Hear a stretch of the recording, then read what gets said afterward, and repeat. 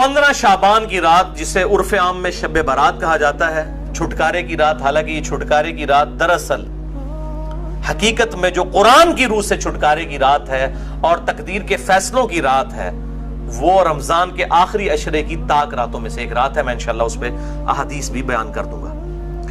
बहरहाल ये 5 अहादीस पब्लिक में मशहूर हैं, 5 की 5 ज़ईफ हैं। सुन लीजिए। पहली हदीस जामिया तिर्मिज़ी और सुनन इब्न माजा से है, मिशकात में है 1299, बड़ी मशहूर हदीस है। अम्मा आयशा रज़ियल्लाहु ताला अन्हा कहती हैं, आप सल्लल्लाहु अलैहि वसल्लम को मैंने एक रात बिस्तर पे नहीं पाया, तो मैं आपको ढूंढते हुए निकली, तो आप सल्लल्लाहु अलैहि वसल्लम बकी गरकत तशरीफ ले गए थे, बकी कब्रिस्तान में, और आप सल्लल्लाहु अलैहि वसल्लम ने वहां पर यानी दुआ फरमाई। और अम्मा आयशा कहती हैं कि मैं आप सल्लल्लाहु अलैहि वसल्लम से पहले ही वापस आ गई, तो आप सल्लल्लाहु अलैहि वसल्लम ने मुझसे मुखातिब होकर फरमाया कि क्या तुमने ये गुमान किया था कि अल्लाह और उसका रसूल तुमसे खयानत करेंगे? यानी सांस फूला हुआ था, तो आपको पता चल गया कि ये मेरे पीछे आई थी। यानी मुराद ये कि तुम ये समझी कि मैं किसी और ज़ौजा के पास चली गई, और वही अम्मा आयशा ने कहा कि हाँ मैं यही समझी थी। तो आपने फरमाया ये बेशक निस शाबान की रात है, यानी 15वीं रात है शाबान की, 14 और 15 की दरमियानी रात। इस रात अल्लाह ताला आसमान दुनिया पर नुज़ूल फरमाता है, जैसा कि उसकी शान के लायक है, और बनी कल्ब की बकरियों के बालों से भी ज्यादा लोगों की मगफिरत कर देता है। लेकिन यह रवायत है ज़ईफ। डॉक्टर तारुल कादरी साहब ये रवायत पढ़ते पढ़ते ठटक गए, क्योंकि उसके आगे लिखा था इमाम तिर्मिज़ी ने कि रवायत ही जाली है। लेकिन ये उलमा इतने बेशर्म हैं और बिल्कुल ख्याल नहीं करते हैं कि आधी हदीसें पढ़ते हैं, और चले कोई जाहिल हो तो हम उसको बेनिफिट ऑफ डाउट दे सकते हैं, लेकिन अगर कोई आलिम इस तरह की काम करेगा तो उसको तो फिर हम नहीं छोड़ेंगे। ये बेशर्मी की इंतहा है और इल्मी खयानत की इंतहा है। ठटक गए। आगे के अल्फाज है, इमाम तिर्मिज़ी कहते हैं कि ये रवायत मुनक़ते है, सबसे शदीद जरा है कि रावियों की मुलाकात ही नहीं है आपस में। और वो कहते हैं इसमें जो तबा ताबी है याहिया बिन कसीर, उसकी मुलाकात ताबी उर्वा से साबित नहीं, जो सईदा आयशा के भांजे थे, और जो तबा ताबी है हज्जाज, उसकी मुलाकात याहिया बिन कसीर से समा साबित नहीं है। और फिर साथ इमाम तिर्मिज़ी ने लिखा कि मैंने अपने उस्ताद इमाम बुखारी रहमहुल्लाह ताला, जिन्होंने सही बुखारी लिखी है, उनसे जब इस हदीस के बारे में पूछा तो उन्होंने भी कहा यह हदीस सही नहीं है, यह हदीस ज़ईफ है, और ये सारे सुकम उन्होंने बताए। अलबत्ता एक हदीस है सही मुस्लिम में 2256, जिसमें रात का तो जिक्र नहीं कि ये कौन सी थी, बहरहाल ये अल्फाज मौजूद है सही मुस्लिम 2256 कि आप सल्लल्लाहु अलैहि वसल्लम एक दफा रात को उठ के कब्रिस्तान बकी गरकत चले गए। 3 दफा यूं हाथ उठाकर आपने दुआ की, बड़ी लंबी दुआ की। अम्मा आयशा भी पीछे पहुंची, और फिर बाद में पहले ही वो आ गई अपने बिस्तरे पे, सांस फूला हुआ था। आपने फरमाया कि तू मेरे पीछे आई थी, तूने क्या समझा अल्लाह और उसका रसूल खयानत करेंगे? सेम वही अल्फाज है। फिर आपने फरमाया कि जब तुम सोई हुई थी, लेटी हुई थी, मैंने गुमान किया कि तुम सो गई हो, मेरे पास जिब्राइल आए थे, उन्होंने मुझे अल्लाह का पैगाम दिया कि जाकर बकी गरकत में जो दफन है मुसलमान, उनके लिए दुआए मगफिरत करें। तो मैं उनकी दुआए मगफिरत के लिए बकी गरकत कब्रिस्तान में आया और 3 दफा हाथ उठा के दुआ की। इससे यह भी बात पता चली कि बाज जो सलफी उलमा का ये मौकिफ है कि कब्र के सामने हाथ उठा के दुआ नहीं कर सकते, वो बिल्कुल बातिल है। कब्र के सामने हाथ उठा के दुआ कर सकते हैं, और उसमें यह नहीं है कि वो कब्र वाले से मांग रहे हैं, वो आप अल्लाह ही से मांग रहे हैं। नबी सल्लल्लाहु अलैहि वसल्लम ने बकी गरकत कब्रिस्तान में 3 दफा हाथ उठा के दुआ की, सही मुस्लिम 2256। बल्कि अल मुस्तदरक लिल हाकिम में मौजूद है कि तुम्हारा रब हया फरमाता है उस शख्स से जो हाथ उठा के दुआ करे कि उसे महरूम लुटाए। हाथ उठा के दुआ करना ये अफजल अमल है, और आप हर दुआ के लिए, इवन नमाज के बाद भी, आप इज्तिमाई दुआ की बात नहीं कर रहा, अलग से जो आप दुआ हाथ उठा के करें तो ज्यादा बेहतर है। ना भी उठाएं तब भी ठीक है। हम टॉयलेट में जाते हो तो हाथ उठा के दुआ करने तो नहीं जाते, करके जाते, या बिस्मिल्लाह जो हम पढ़ते हैं खाने से पहले हाथ उठा के तो नहीं। दोनों तरीके से बेहतर है कि आप हाथ उठा के करें, उससे बगैर भी बिल्कुल साबित है।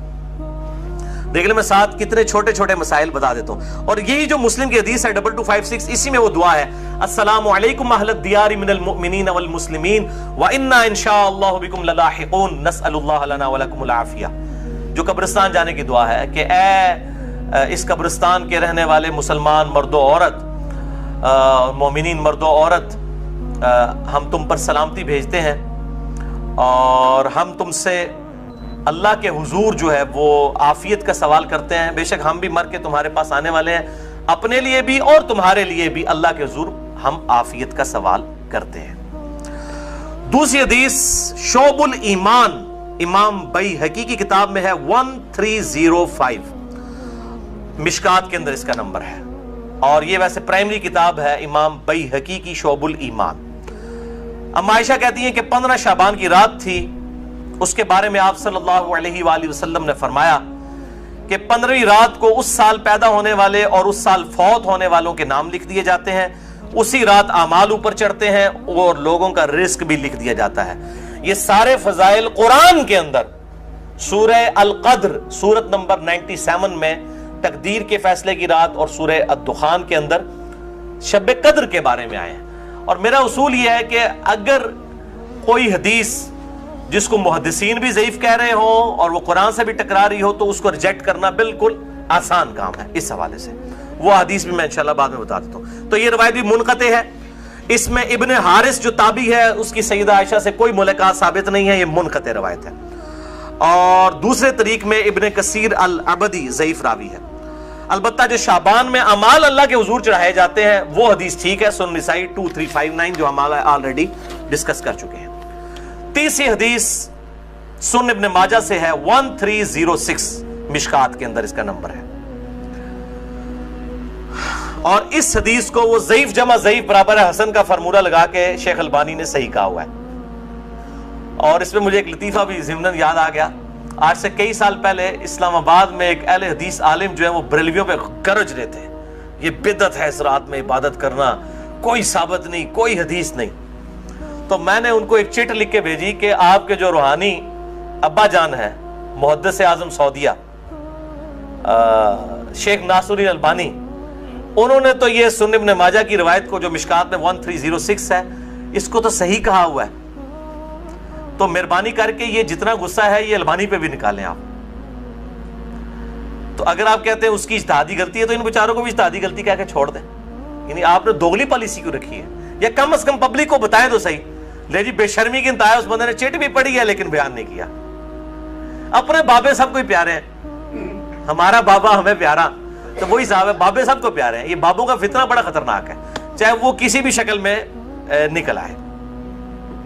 تو یہ مجھے ضمناً بات یاد آ گئی اسی حدیث کے حوالے سے۔ ابو موسیٰ اشعری رضی اللہ تعالیٰ عنہ کہتے ہیں کہ نبی صلی اللہ علیہ وسلم نے فرمایا، بے شک اللہ تعالیٰ شعبان کی 15ویں رات اپنے بندوں پر خصوصی توجہ فرماتا ہے اور تمام مخلوق کو بخش دیتا ہے سوائے نمبر 1 مشرک کے اور نمبر 2 کینہ رکھنے والے کے۔ یہ انتہائی سخت ضعیف روایت ہے اور اس میں کئی حکم ہیں۔ نمبر 1 زبیر بن مسلم اور عبد الرحمن مجہول راوی ہیں، ان نون راوی ہیں، جن کا کوئی یعنی لاپتہ راوی ہیں، جن کا کوئی تعارف نہیں ہے۔ دوسرا ابن لہیہ اور ولید بن مسلم، یہ دونوں مدلس ہیں اور عام سے روایت کر رہے ہیں اور سما کی تصریح کوئی نہیں ہے۔ اور شیخ زبیر صاحب نے مشکات 1306 کے فٹ نوٹ پہ لکھا کہ اس کی جو سند ہے یہ ظلمات میں ڈوبی ہوئی ہے، یعنی کسی صورت ہی حسن درجے تک نہیں پہنچتی ہے، یہ تو ضعیف میں بھی سخت ترین ضعیف روایت ہے۔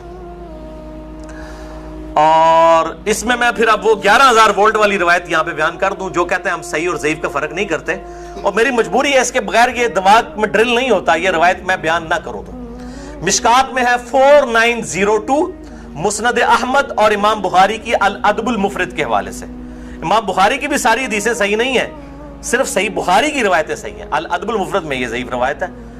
اور اگر ہم ڈاکٹر طارق قاضی صاحب کہتے ہیں ہم امام حنیفہ کے مقلد ہیں، آپ بخاری کے مقلد ہیں، اگر ہم بخاری کے مقلد ہو تو اس روایت کو صحیح مانیں۔ مشکات میں 4902 ہے کہ جو شخص اپنے جہلی نسب پر فخر کرے تو اس کو پھر تم کہو کہ تم اپنے جہلی نسب پہ فخر کرتے ہو، اسے کہو کہ اپنے باپ کی شرمگاہ کاٹ کے اپنے منہ میں رکھ لے، نعوذ باللہ من ذالک۔ اور یہ بات اس سے کنایے سے نہ کرو، ڈائریکٹ کرو۔ اتنی بےہودہ بات آپ صلی اللہ علیہ وسلم کبھی کہہ سکتے ہیں؟ وَإِنَّكَ لَعَلَىٰ خُلُقٍ عَظِيمٍ، اخلاق کے بلند ترین درجے پہ فائز۔ اور بخاری اور مسلم کی حدیث کہ آپ صلی اللہ علیہ وآلہ وسلم میں کنواری لڑکیوں سے زیادہ شرم و حیا تھی، وہ اس قسم کی بات کر سکتے تھے؟ اس میں بھی یہی حکم ہے، اس میں حسن بصری مدلس ہیں اور ان سے روایت کر رہے ہیں، اور صحیح مسلم کے مقدمے میں موجود ہے کہ مدلس کی ان والی روایت سما کی تصریح کے بغیر ضعیف ہوگی۔ مسئلہ نمبر 36 میرا سن لیں، ضعیف الاسناد اور من گھڑت احادیث کے فتنے کا تحقیقی جائزہ، جسے شوق ہو تو یہ میں نے الزامی جواب پھکی کے طور پہ یہ اینٹی وانم دیا تھا، یہ والی روایت۔ چوتھی حدیث مسند احمد سے ہے، مشکات میں ہے 1307، عبداللہ ابن عمر بن عاص، سیم الفاظ ہیں وہی کہ 15ویں رات کو سب کی مغفرت ہو جاتی ہے، لیکن اس میں الفاظ ہیں سوائے خودکشی کرنے والے کے اور کینہ رکھنے والے کے. لیکن اس میں ابن لہیہ جو ہیں وہ مدلس، اس میں تو نہیں ہے، ویسے وہ مدلس راوی ہیں، لیکن اس میں ان کی یہ روایت اختلاط کے بعد کی ہے، یعنی جب ان کا حافظہ بگڑ گیا تھا. یہ امام حاکم نے المستدرک الحاکم میں کئی روایتوں کو بخاری مسلم کی شرط پہ صحیح کہا ہے، اور بات بھی صحیح ہے کہ بخاری اور مسلم کے راویوں سے وہ حدیثیں ہیں، لیکن ان میں کئی راوی ایسے ہیں، کئی صحابہ بھی ایسے ہیں کہ وفات سے پہلے وہ اپنی حدیثوں کو مکس کر جاتے تھے، حافظہ کمزور پڑ گیا. تو اگر راوی ثقہ ہو، بعد میں اس کا حافظہ بگڑ جائے، تو اس کے حافظہ بگڑنے سے پہلی والی روایتیں جو ہوں گی وہ صحیح ہوں گی، بعد والی ضعیف ہوں گی. یہ بعد والی ہے کیوں؟ جو راوی ان سے یہ روایت بیان کر رہا ہے اس کی ملاقات ان کا حافظہ بگڑنے کے بعد ہوئی ہے، وہ پہلے کا راوی نہیں ہے. اسی وجہ سے امام حاکم کی کئی روایتیں جن کو وہ بخاری اور مسلم کی شرط پہ صحیح کہتے ہیں وہ ضعیف ہو جاتی ہیں. یہ میں آپ کو ٹیکنیکل پوائنٹ بتا رہا ہوں. وہ حضرت آدم کی توبہ قبول ہونے والا جو واقعہ ہے نبی صلی اللہ علیہ وآلہ وسلم کے وسیلے سے، مسئلہ نمبر 43 میں بھی میں نے بتایا ہے، وہ روایت جو ہے وہ امام حاکم نے تو بخاری مسلم کی شرط پہ صحیح کہا ہے، لیکن وہ روایت تو ضعیف ہے اور سخت ضعیف روایت ہے. تو یہ چیزیں خیال رکھی جائیں.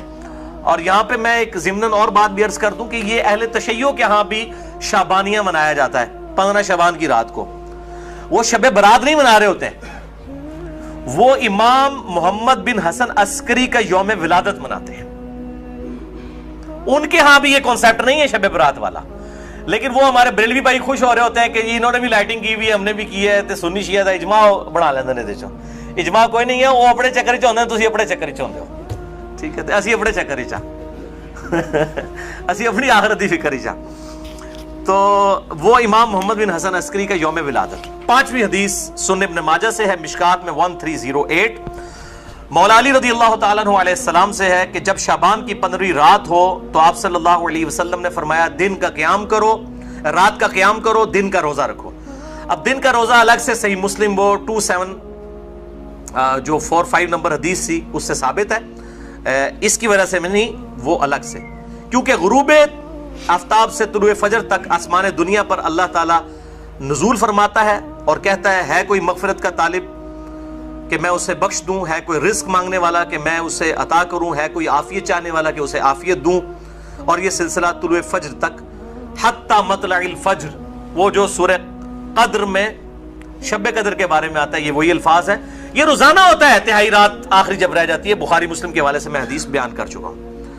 تو 15 شعبان کا روزہ جو ہے وہ معاملہ بالکل الگ ہے. اس حوالے سے اور کئی روایتیں ہیں. شیخ زبیر زئی رحمہ اللہ تعالیٰ نے ایک پورا مضمون لکھا تھا جو مقالات کی پہلی جلد کے اندر وہ مضمون موجود ہے، جسے شوق ہے تو وہ پڑھ سکتا ہے. 14-15 صفحوں کا مضمون ہے جس میں انہوں نے یہ ساری بحثیں اس کی ضعیف روایتوں کے حوالے سے کی ہیں، اور انہوں نے ہی ایک صحیح قول بھی ایک تابعی کا لکھا. لیکن چونکہ تابعی کا قول مقطوع ہوتا ہے اور تابعی اگر کوئی غیب کی بات کرے گا تو وہ ضروری نہیں کسی صحابی سے سنی ہو، وہ کسی دوسرے تابعی سے بھی سن سکتا ہے. صحابی کی غیبی خبر جو ہے نا بیان کی ہوئی وہ امپلائیڈ ہے کہ نبی صلی اللہ علیہ وآلہ وسلم سے سنی ہے. صحابی کی جو مرسل ہے وہ ایکسیپٹیبل ہے، اسے ہم موقوف روایت کہتے ہیں. تابعی کی مرسل ایکسیپٹیبل نہیں، اس کو ہم مقطوع کہتے ہیں. یہ غیبی خبر سے متعلق ہے، لیکن یہ تابعی تک قول ثابت ہے. اس کا مطلب یہ ہوا کہ اس زمانے میں بھی یہ مسئلہ موجود تھا. مکحول تابعی ہیں شام کے، یہ مشہور تابعی ہیں، اور ان کے بارے میں مشہور ہے کہ اکثر مرسل روایتیں چھوٹے ہوئے واسطوں والی بیان کرتے تھے. شعب الایمان امام بیہقی کی کتاب میں انٹرنیشنل نمبر کے مطابق 3671 نمبر یہ روایت ہے. وہ کہتے ہیں کہ 15ویں شعبان کو اللہ تعالیٰ زمین والوں کی طرف متوجہ ہوتا ہے 15ویں شعبان کی رات کو، اور کافر اور کینہ رکھنے والے کے سوا سب کو بخش دیتا ہے. اب یہ روایتیں اتنی زیادہ ہیں کہ اس کی وجہ سے بعض اہل حدیث علماء کا بھی یہ موقف ہے کہ کچھ نہ کچھ اس کی اصل موجود ہے. اکثر تو نہیں مانتے لیکن کچھ اہل حدیث علماء بھی مانتے ہیں، اور دیوبند بریلوی تو ویسے ہی مانتے ہیں. اور میرا موقف شروع سے جو تھا وہی ہے کہ میں ہمیشہ فتویٰ نہیں لگاتا، خود کرتا نہیں ہوں، کسی پہ فتویٰ نہیں لگاتا. میرا مسئلہ نمبر 44 پرانا بھی سن لیں اور اب یہ نیا بھی آج ریکارڈ ہو رہا ہے. میرا موقف وہی تھا 5 سال پہلے بھی، اور باقی میں خود کیوں نہیں کرتا، جب تک کوئی چیز اتھینٹیکیٹ نہ ہو جائے تو نہیں کرنی چاہیے. یہ اکثر کہتے ہیں نیکی کا کام ہے، خیر ہے کرنے دو جی. لوگ سال کے بعد اگر کوئی نکلی ہے عبادت کے لیے، تو میرے بھائی سال کے بعد لوگ عید کی نماز کے لیے نکلتے ہیں، تو آپ عید کی اذان کیوں نہیں دیتے ہیں لوگوں کو بلانے کے لیے؟ نہیں جی ثابت نہیں ہے. تو کیا ثابت نہ ہوئی تو کیا ہوا؟ گناہ کا کام تو نہیں ہے، دے دیا کریں اذان. سال بعد لوگوں نے عید پڑھنے کے لیے نکلنا ہوتا ہے. پکیجے الزامی جواب، اینٹی وینم، لاجیکل آنسر. تو کہیں گے نہیں جی ثابت نہیں. بھئی آپ کا تو فارمولہ تھا، ثابت ہو یا نہ ہو نیکی کا کام ہے تو کر لیں. تو عید کی اذان دے دیں، جنازے کی اذان دے دیں. کیوں نہیں دیتے؟ کہتے ہیں جی نبی صلی اللہ علیہ وآلہ وسلم سے ثابت نہیں. ہم بھی یہی کہہ رہے ہیں. اور پھر اس حدیث کو بھی یاد کر لیں جو صحیح مسلم میں 2684 اور مشکات میں 2052 ہے کہ آپ صلی اللہ علیہ وآلہ وسلم نے جمعے کے دن کو اور جمعے کی رات یعنی شب جمعہ کو قیام کے لیے مخصوص کر لینا، یعنی میں نے صرف یہ اسی میں ہی قیام کرنا ہے، اس سے منع فرمایا ہے. اور الا یہ کہ کسی کے روزے پہلے سے چلتے آ رہے ہوں یا کوئی پرٹیکولر روزہ آ جائے، جس طرح 10 محرم کا روزہ آ گیا یا یوم عرفہ کا، وہ رکھ سکتا ہے، اس کے علاوہ نہیں. اور بیسیکلی مقصد تھا مخالفت یہود و نصارہ کی. یہودیوں نے ہفتے کے دن کو مخصوص کیا اور عیسائیوں نے اتوار کو. تو کہیں مسلمان جمعہ ہی نہ پھاڑ لین خالی، اور پھر بھی مسلمان بعض نہیں ہے انہوں نے جمعہ پھاڑ لیا ہے.